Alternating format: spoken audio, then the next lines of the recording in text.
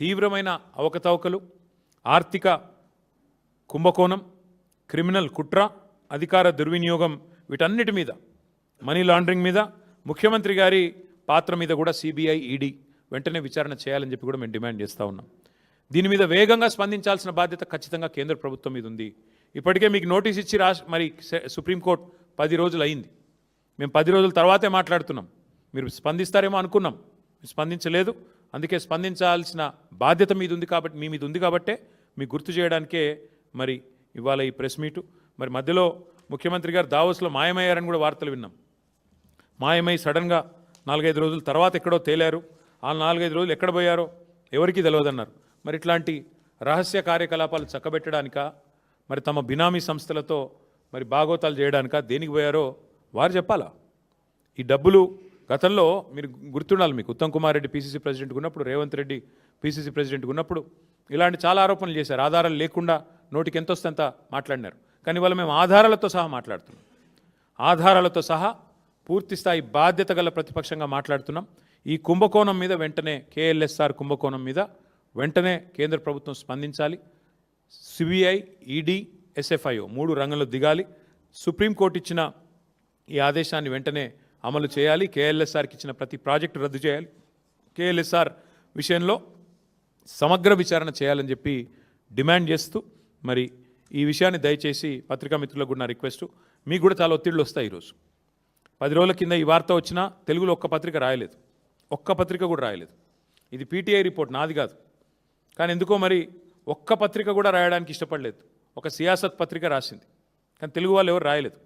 నేను మా పత్రికా మిత్రులను కూడా కోరుతా ఉన్నా, ఇలాంటి తీవ్రమైన ఆర్థిక నేరగాళ్లను మరి 4th ఎస్టేట్గా ఉన్న మీరు పట్టించుకోకపోతే, మీరు కూడా వీళ్ళని పట్టుకోకపోతే డెఫినెట్గా వాళ్ళు మరింత చెలరేగిపోతారు, మరింత పెట్టరేగిపోతారు. కాబట్టి మీరు కూడా దయచేసి ప్రజల దృష్టికి దీన్ని తీసుకొని రావాలని, సోషల్ మీడియా ద్వారా కూడా మా మిత్రులు, మా సోషల్ మీడియా వారియర్స్ కూడా నా విజ్ఞప్తి, మీరు కూడా తప్పకుండా ఈ విషయాన్ని ప్రతి ఒక్కరికి తెలిసే విధంగా వివరంగా, ఎందుకంటే కొంత కాంప్లికేటెడ్ సబ్జెక్టు, బినామీ భాగోతము 6,000 కోట్లు, కొంత విడమర్చి చెప్పాలని ఇంత డీటెయిల్గా చెప్పిన. కాబట్టి ఇవన్నీ కూడా పత్రికాముఖంగా మరి మీరు కూడా ప్రచురించాలని కోరుతూ మీ అందరికీ థ్యాంక్ యూ. బంధుత్వం ఉందా లేదా కనబడుతూనే ఉంది కదా బ్రదర్. ఇప్పుడు నువ్వు నాకు ఏం కనెక్షన్ లేకుండా ల్యాండ్ క్రూజర్ కొనిస్తావా? నీ కార్లో నేను తిరుగుతానా? ఏం బంధుత్వం లేదే, ఏం భాగోతం లేదే. కొనిచ్చిందేం సైకిల్ కాదు, కొనిచ్చిందేం చిన్న ఆటో కాదు, ల్యాండ్ క్రూజర్ అనే టొయోటా ల్యాండ్ క్రూజర్ అంటే ఎంత? దగ్గర 2.5 కోట్ల విలువ చేసే వాహనం. అలాంటి వాహనం ఏం సంబంధం లేకుండా, ఏం బంధుత్వం లేకుండా, ఏం బాధరాయన సంబంధం ఏదో ఒకటి లేకుండా ఉత్తగానే కొనిస్తారా? మనలోనే నిన్నటిదాకా ముఖ్యమంత్రి తిరిగింది కదా, ముఖ్యమంత్రి అయ్యేదాకా.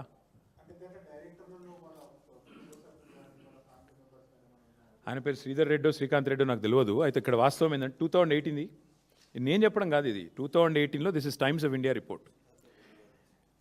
ఆయన సుధాకర్ రెడ్డి గారని senior journalist Times of India రాశారు ఈ రిపోర్ట్. ఏం రాసినారు అందులో?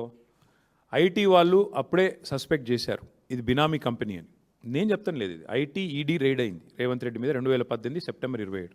అందులో ఏం రాశారంటే స్పష్టంగా ఈ కేఎల్ఎస్ఆర్ అనే కంపెనీ నుంచి చాలా అడ్డగోలుగా పైసలు రేవంత్ రెడ్డి కుటుంబీకులకు సంబంధించిన భూపాల్ ఇన్ఫ్రా, సాయి మౌర్య ఎస్టేట్స్ అనే కంపెనీలోకి వచ్చినాయి.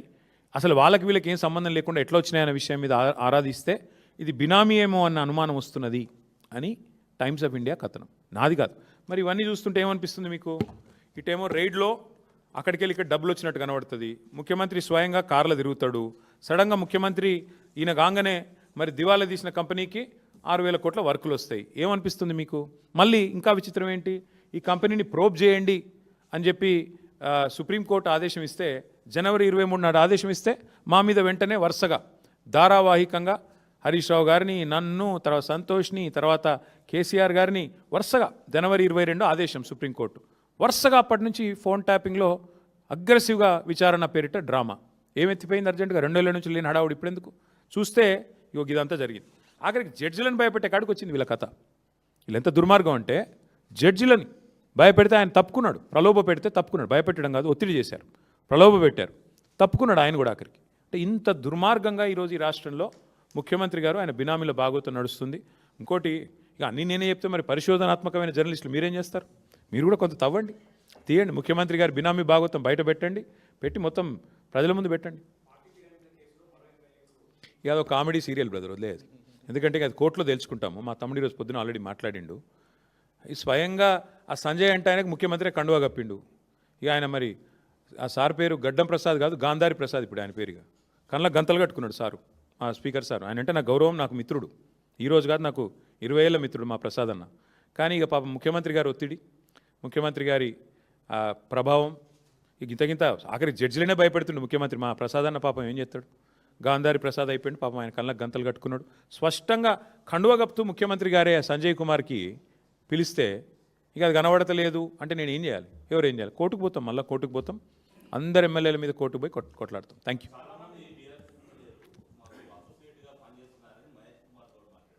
సరే, ఆయన ఏం మాట్లాడి నాకు అనవసరం. మహేష్ కుమార్ గౌడ్ దీని మీద సమానం చెప్పానండి. కేఎల్ఎస్ఆర్ కుంభకోణం మీద మహేష్ కుమార్ గౌడ్ గారు ఏమంటారు, కాంగ్రెస్ ఏమంటుంది, ఏ రకంగా ఒక దివాలా తీసిన కంపెనీకి 6,000 కోట్ల రూపాయలు ఇచ్చారు, మహేష్ గౌడ్ గారిని కాంగ్రెస్ మంత్రులను కాంగ్రెస్ పెద్దలను చెప్పమనండి. అన్ని విషయాలు ఇంకా ఉన్నాయి, ఆధారాలు నా దగ్గర. ఇది మొదటిదే, నా ఎపిసోడ్లో ఇది మొదటిది.